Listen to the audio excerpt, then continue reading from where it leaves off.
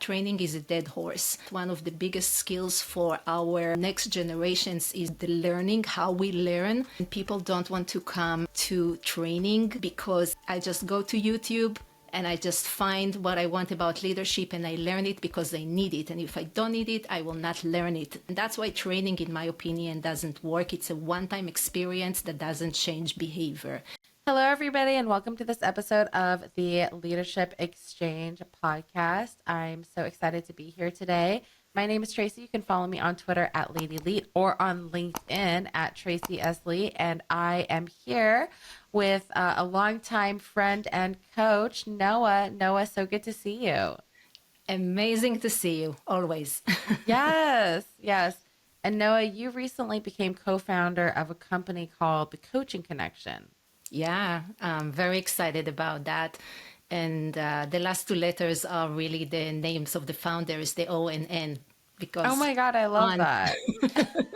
We are on.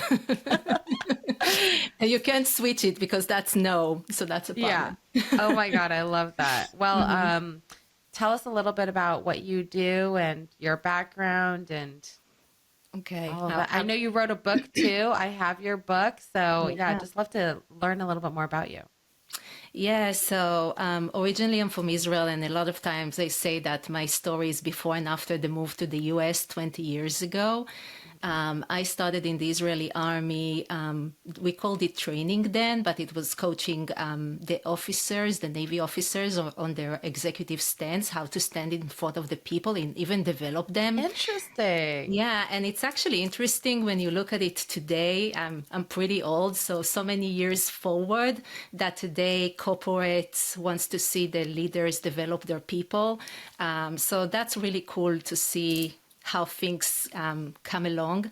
And that brought me on a career path of talent development, human resources, change management, a lot from the side of technologies when technologies were expensive and change was huge and people were afraid that they will be laid off. So that was a big thing to take leaders like you when I was really young and learn from them what they care about, how you influence, how you talk in a room with those leaders in big companies in Israel. And the Israeli leaders are very direct.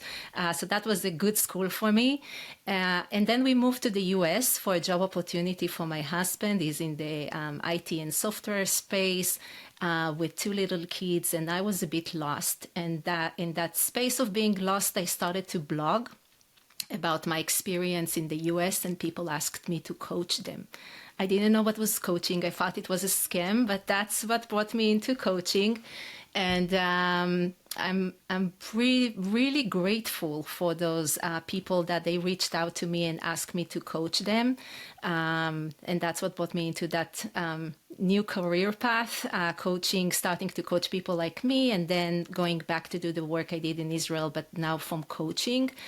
Went for a few years to work inside corporate in healthcare as an internal coach and talent planning leader.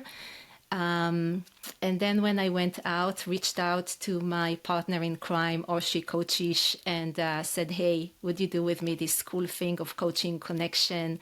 And that's where we are doing that with bio and tech companies. Exciting. Yeah, very exciting to see what we do. Yeah. That's really fun. Yeah. And, I know that so many organizations these days are kind of going through change. And, especially when you talk at the leadership level, right? Everybody's talking about change fatigue and, how to navigate through just these endless cycles of adjustment. I think it's all too often to where something starts and then stops and then adjusts and then adjusts again. And, you're adjusting to market conditions or, budgetary constraints and this and that. It can get really, really exhausting. So Yeah. do you have any recommendations on how people can kind of grow through that? I will start by saying that leading change so many years ago with companies and doing that today, the intensity of change, and people say that there is change fatigue in all sides. It's true. It's real. It becomes very intense and very emotional.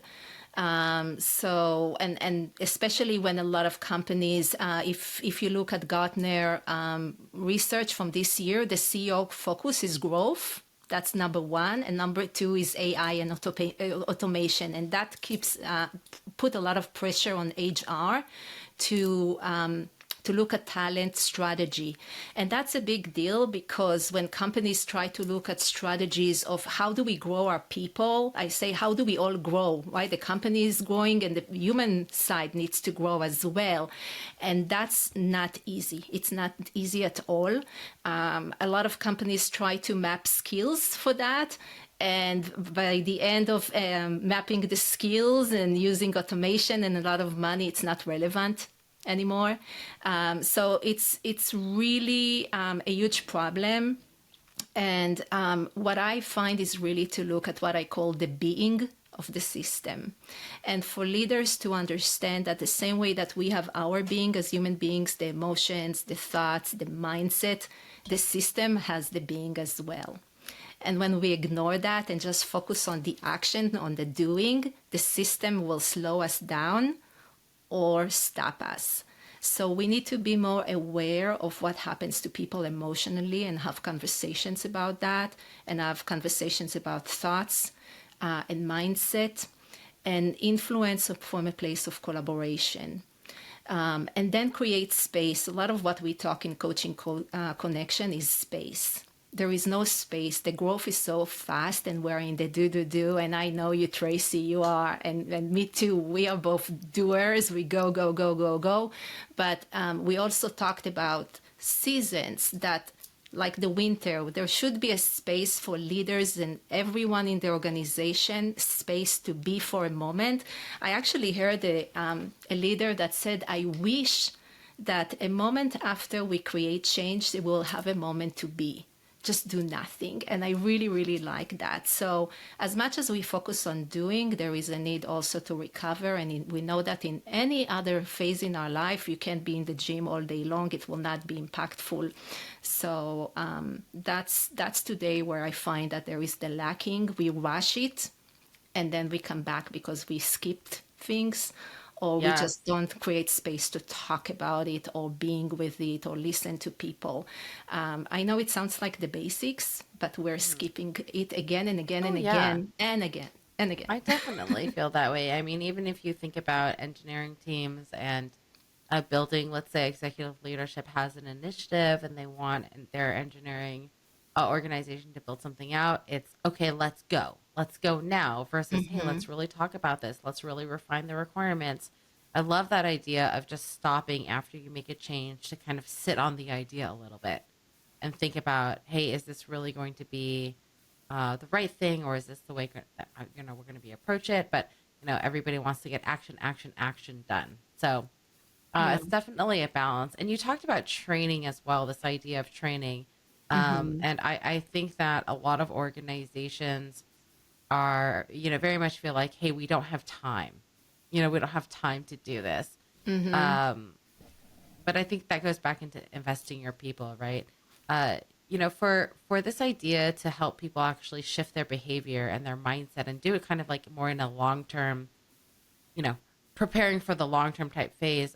What do you feel like has actually worked really well in other organizations?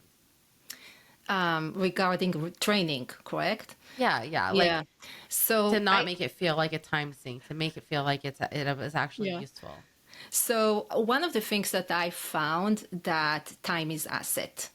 Think about your choice. You are a busy woman.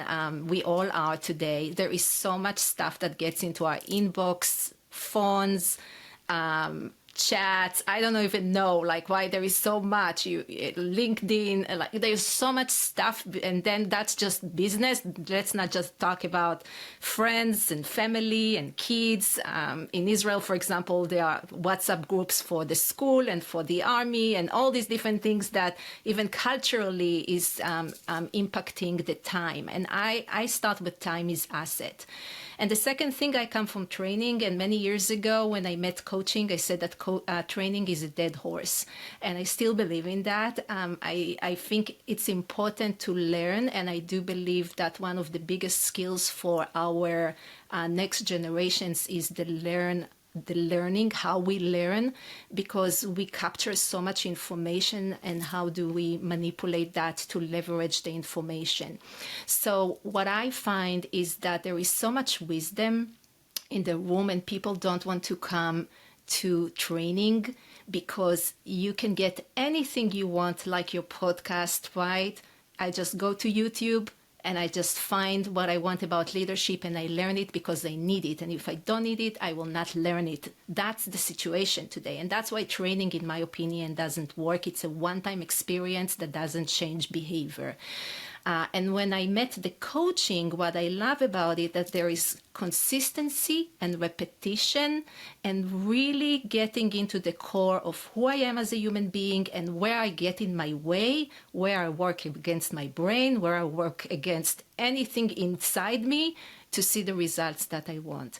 So for me, and the way I try to collaborate with organizations, and what I saw also organizations that are successful in that, is that repetition and very short learning that kind of like create that curiosity in the room for people to start a conversation.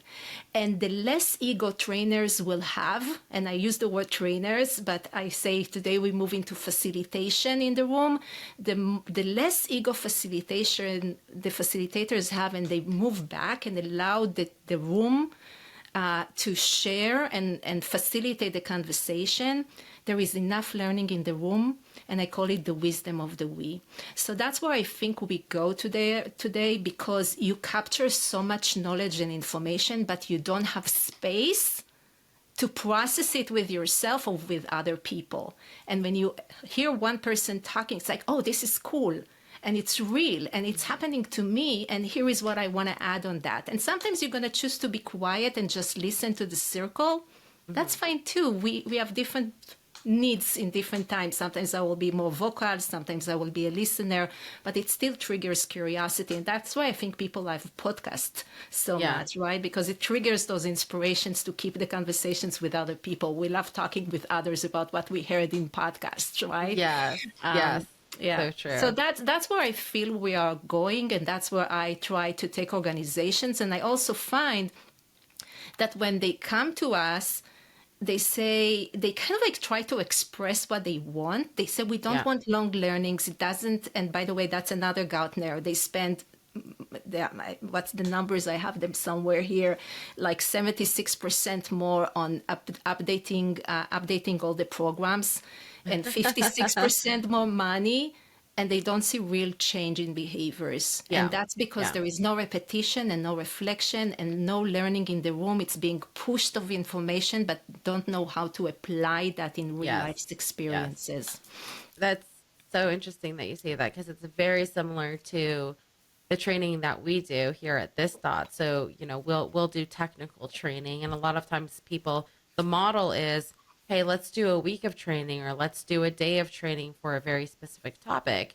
But what you tend to find is, to be able to have those skills and hone over time, and to really upskill engineers, let's say, you need to have that consistent, ongoing, like every week, right? Kind of in the stand up, or have the conversation, inspire, you know, lead by example. And that's hard to get in, you know, a 3-day, 1-day week training. Now, I will just say one more thing.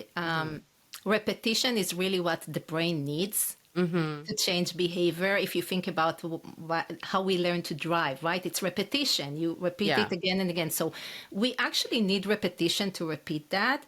And that other thing, when we learn with a group of people, is that we start building relationships with them. And that's something that. So it's like you kill two birds with one stone. Basically. Exactly, because there are so many silos that we experience today in organizations that breaks the silos, and people start building relationships because there is repetition, right? I see people again and again and again for a short time. But, I loved what Tracy said. I want to keep the conversation with her. And then I meet with her outside the circle of the learning. And then Tracy Tracy shares with me connections because she's an amazing connector. So she will connect with people and ideas and resources. And it's what we say, that's the ripple effect of that circle of learning. Yes. Yes. And it's just build that experience that people need today. It's Because again, learning I and don't then it's think they learning need tons together. of knowledge. What again? Sorry. It's like learning and then learning together. So Yeah. There is the individual and the group, yes. what we call collaborative learning. Yes. Well, I'm in tech, obviously, and I think I'm seeing this a lot as I age within the industry. But you see a lot of my friends who are technical experts stepping into leadership roles. And I think there's a lot of conversation in tech generally about this idea of, okay, well, what does it actually mean to go from an engineer into a leadership role? And there's often, a very human side to leading, which is coaching, motivating, connecting. So Yeah. when you do coaching with technical leaders, what's your advice to help so that they can help themselves in building more relational skills? So I will even say it's not just technical. I think Mm-hmm. it's a common experience. And by the way, we talked before about growth. So one Mm-hmm. of the pains, the huge pains of companies that grow fast, Mm-hmm. is that who do you promote? Mm-hmm. The Mm-hmm. people that Mm-hmm. shows the best results, right? But they are not always people leaders. They're really good at bringing results, but they don't always have the patience. And they're also knowledgeable. They know a lot. So what I do find is that when you become a subject matter expert, and I know you're so good at modeling that to others, is that you want to give the answers. You don't have the patience to see the person struggling through the problem. It's like, okay, I saw this problem 10,000 times. Let me show you what you do and let's get over with it and I can move to the other thing I need to work on. Because that's a reality with also, again, time. We don't have the time. So we try to give solutions rather than empowering people to become what happens is that we are the problem solvers instead of making our teams and empowering them to become the problem solvers. And then I can remove myself and do things I should do as a leader, and they can do what they need to do. And some leaders are also too much available because we have the chat and everything. So that FOMO, whatever experience that we're having, we are always giving answers to people. Rather than sometimes I say, okay, now you're with me in the coaching sessions. You don't answer because the people, when they do coaching with me, they don't answer. They just refocus on each other. And I said, and I asked them, if when they go out of the meeting, if they had all those pings and questions, the people found the answers on their own. And 99%, 0.99, you say, you do right, yes, with your head, because it's like, oh, I don't need you anymore. I found the answer. They go to another person, they check in, I don't know, chat GPT, whatever it is, they find the answers on their own. We can be better at empowering our people by letting them find the answers. And my best tip is, I call it, throw the ball back. So when someone asks me how should I solve it, especially my young adult kids, I say, anyway, if I'm going to give you the answer, you're not going to do it. So throwing the ball back, what do you think you should do, or how you would invite your friend to approach that, or what would you do if you were in my position, or all the questions that move the person to find the answers on their own. Or, by the way, a lot of times when you have a conversation with a direct report, leaders will finish that with, how can I help you move forward? I invite leaders to change it to, who can I help you? I love that.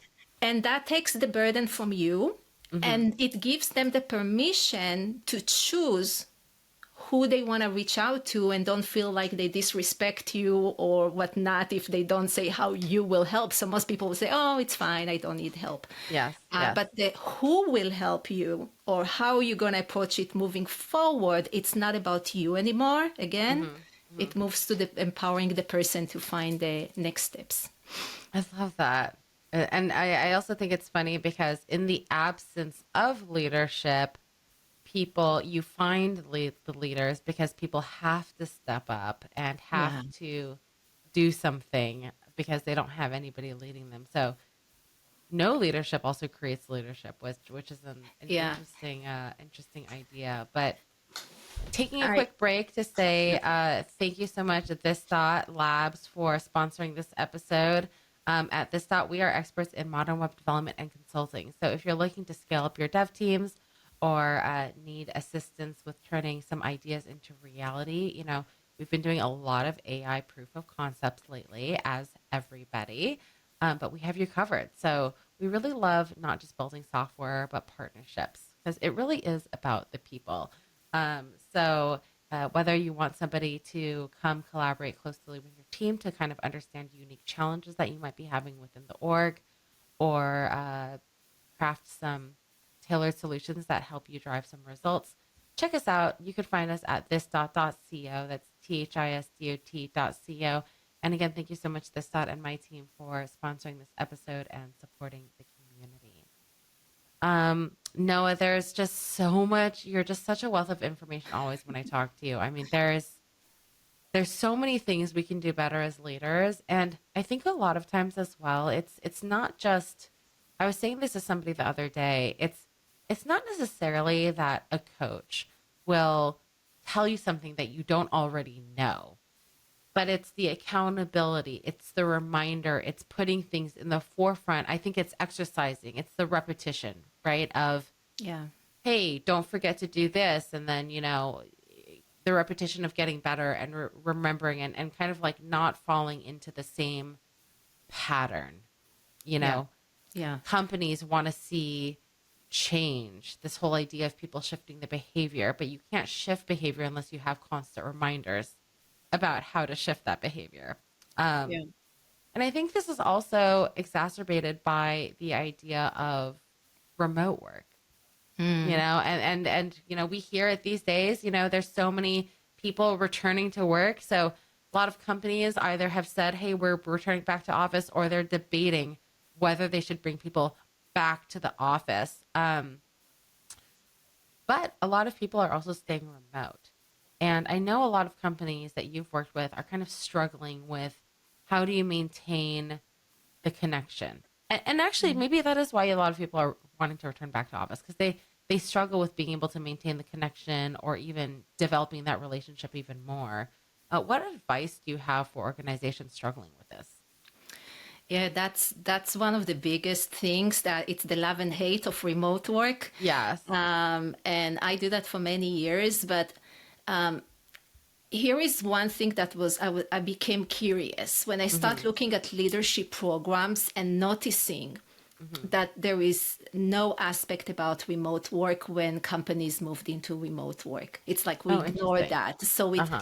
it's kind of like we keep teaching leaders to do human skills, leadership, managing people, without talking about them moving into, most of the time, doing one-on-ones or team meetings or whatnot remotely. Even Mm-hmm. feedback, right? Performance, whatever it is, it all happens remotely, and we don't talk about that. Mm-hmm. Mm-hmm. So first, it has to become part of the conversation, Mm-hmm. part of the onboarding, part of whatever it is, because we kind of like keep doing things old school Mm-hmm. when we shifted into a new way of being inside the Mm-hmm. company. Now, one of the things I see in companies like yours who are remote, and that's kind of like, this is part of who we are, that's part of our genetic code. You Mm-hmm. create rituals. And I think your Mm-hmm. company is also very good at teaching them, or inspiring, but there are rituals that you created to build connections because you are remote. Mm-hmm. Mm-hmm. We are missing that part in organizations that just transitioned mostly in COVID, right, into Mm-hmm. remote experience. It's like, okay, we're doing old school in a new situation, but again, why change? Talking about change, but we're ignoring the new being of this company.